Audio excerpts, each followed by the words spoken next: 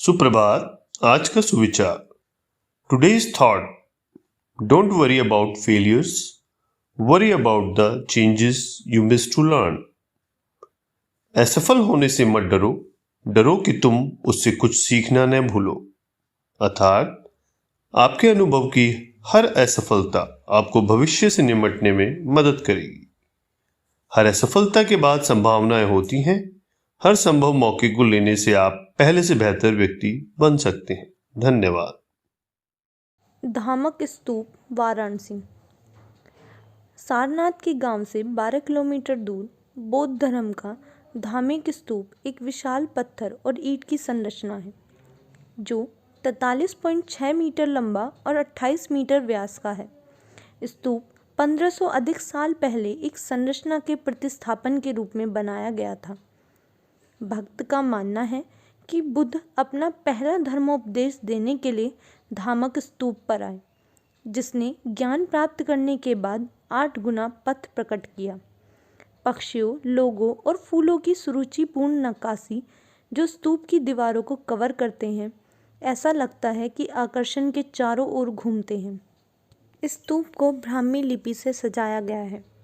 स्तूप की उत्पत्ति पूर्व बौद्ध तुमली के रूप में हुई है, जिसमें तपस्वियों को एक बैठे हुए स्थान पर दफनाया गया था, जिसे चैत्य कहा जाता है। राजा अशोक ने बुद्ध और उनके शिष्यों के अन्य अवशेषों, छोटे टुकड़ों को सुनिश्चित करने के लिए स्तूपों का निर्माण किया। धामक स्तूप पर कहा जाता है कि बुद्ध ने आत्मज्ञान प्राप्त करने के बाद अपने पहले 5 ब्राह्मण शिष्यों को पथ का उपदेश दिया था। ये स्तूप बौद्ध धर्म के अनुयायियों के लिए एक विशेष स्थान रखते हैं। धन्यवाद। Good morning everyone. In Learning Corner we will study about indefinite pronouns. An indefinite pronoun is a pronoun that refers to a person, place or a thing without being specific. The most common ones are all, any, anyone, each, everybody, etc. कुछ indefinite pronounce singular की तरह प्रयोग होते हैं, जैसे another, either, little etcetera. कुछ का प्रयोग प्लूरल्स में होता है, जैसे both, few, fewer, many, others और several.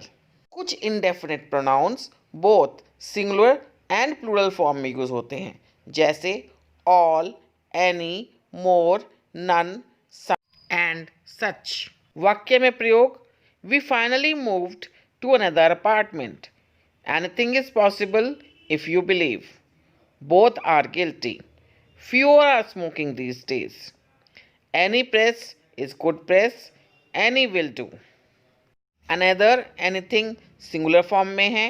Both and fewer are in plural form. वहीं any का प्रयोग singular और plural दोनों फॉर्म्स में है। आज का अभ्यास कार्य, आपकी स्क्रीन पर जो फिलअप्स दिए गए हैं उन्हें एप्रोप्रिएट इंडेफिनिट प्रोनाउन से फिल करें और ये कार्य करके अपनी मैम को दिखाएं। धन्यवाद। नमस्कार, आज की हमारी कहानी का शीर्षक है असली राजकुमारी। एक समय की बात है, एक देश की महारानी अपने एकलौते पुत्र का विवाह करना चाहती थी। रानी अपने राजकुमार का विवाह सबसे सुंदर व बहुत कोमल राजकुमारी से करना चाहती थी। राजकुमार के लिए देश विदेश की राजकुमारियों के रिश्ते आए, परंतु रानी को कोई पसंद नहीं आया। रानी ने इतने रिश्ते ठुकराए हैं, यह बात आसपास के सभी देशों में फैल गई। यह सुनकर एक देश की राजकुमारी की इच्छा हुई कि वह महारानी से मिले और उससे पूछे कि वह राजकुमार के लिए कैसी लड़की की तलाश में है। उसने एक राजदूत भेजकर रानी को कहलवा दिया कि वह किस दिन रानी से मिलने आएगी। राजकुमारी की प्रस्तावित यात्रा को महारानी ने सहर्ष स्वीकार कर लिया और महल का एक बहुत सुंदर कमरा राजकुमारी के स्वागत के लिए तैयार करवा दिया। राजकुमारी महल में पहुंची तो रानी ने उसे उसके कमरे में ठहरा दिया। रानी को राजकुमारी अत्यंत सुंदर लगी, परंतु वह कितनी कोमल है यह जांचने के लिए रानी ने राजकुमारी के पलंग पर मटर के 2 दाने बिखेर कर उसके ऊपर 20 गद्दे बिछा दिए। रात को राजकुमारी पलंग पर लेट गई, परंतु उसे नींद नहीं आ पाई। मटर के 2 दाने उसे रात भर चुभते रहे।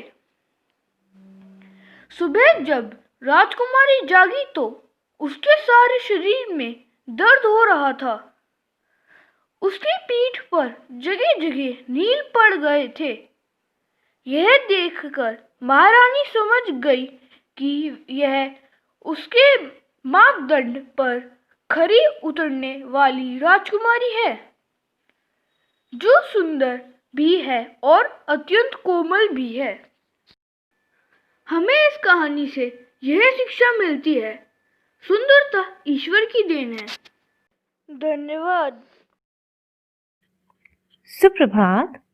भगवान गौतम बुद्ध के जीवन काल के दौरान 16 बड़ी शक्तियां महाजनपद विद्यमान थे। अति महत्वपूर्ण गणराज्यों में कपिलवस्तु के शाक्य और वैशाली के लिच्छवी गणराज्य थे। गणराज्यों के अलावा राजतंत्रीय राज्य भी थे, जिनमें से कौशांबी, मगध, कौशल और अवंती महत्वपूर्ण थे। इन राज्यों का शासन ऐसे शक्तिशाली व्यक्तियों के पास था जिन्होंने राज्य विस्तार और पड़ोसी राज्यों को अपने में मिलाने की नीति अपना रखी थी।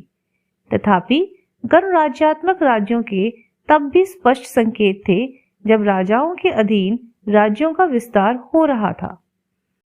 उनका जन्म स्थान नेपाल में हिमालय पर्वत श्रृंखला के पल्पागिरी की तलहटी में बसे कपिलवस्तु नगर का लुम्बिनी नामक निकुंज था। बुद्ध, जिनका वास्तविक नाम सिद्धार्थ गौतम था, ने बुद्ध धर्म की स्थापना की, जो पूर्वी एशिया के अधिकांश हिस्सों में एक महान संस्कृति के रूप में विकसित हुआ। बौद्ध धर्म अनीश्वरवादी है और इसमें आत्मा की परिकल्पना भी नहीं है। बौद्ध धर्म के इतिहास और उसके अन्य महत्वपूर्ण तथ्यों पर चर्चा करेंगे अपने अगले अंक में। धन्यवाद।